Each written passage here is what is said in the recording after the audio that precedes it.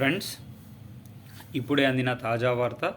ఆసరా పింఛన్లపై double ధమాకా, supreme court సంచలన తీర్పు, సంతోషంలో ప్రజలు.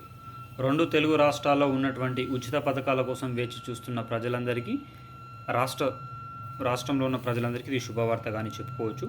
కోర్టులో దాఖలైన పిటిషన్ ప్రకారం ఆసరా పింఛన్లు సరైన సమయానికి రావట్లేదని సంబంధించిన పిటిషన్ పైన సుప్రీంకోర్టు సంచలన తీర్పు అయితే ఇవ్వడం జరిగింది.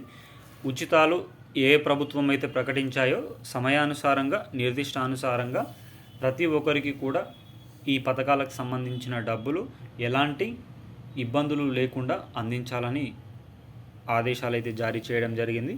ఈ వీడియో పూర్తిగా చూడండి, లైక్ చేయండి, అదేవిధంగా షేర్ చేయండి, అదేవిధంగా కామెంట్ చేయండి, అదేవిధంగా సబ్స్క్రైబ్ చేసుకొని బెల్ ఐకాన్ ఆన్లో పెట్టడం వల్ల ప్రభుత్వం నుంచి వచ్చే ఇలాంటి ముఖ్యమైన సమాచారం నోటిఫికేషన్ రూపంలో రావడం జరుగుతుంది.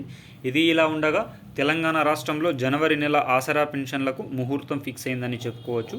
ఈ జనవరి నెలలో మాత్రం 2016 రూపాయల నుంచి 4016 రూపాయలకు, 4016 రూపాయల నుంచి 6016 రూపాయలకు పెంపు ఉండే అవకాశం అయితే తక్కువ మోతాదులోనే ఉంది.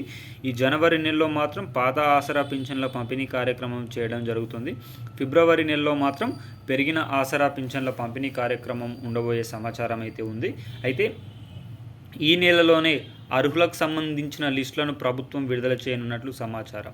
అనగా 4016 రూపాయలు, 2016 రూపాయల నుంచి 6016 రూపాయలు, 4016 రూపాయల లబ్ధిదారుల యొక్క లిస్టులను కూడా విడుదల చేసి దానికి అనుగుణంగా డబ్బుల పంపిణీ కార్యక్రమం చేయాలని రాష్ట్ర కాంగ్రెస్ ప్రభుత్వం సీఎం రేవంత్ రెడ్డి ఆదేశించినట్లు సమాచారం.